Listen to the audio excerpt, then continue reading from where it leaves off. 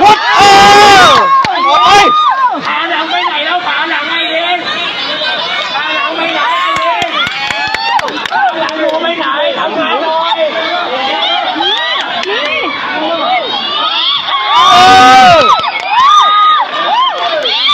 เอาเลยเอาเลยการหัวไว้ใจเย็น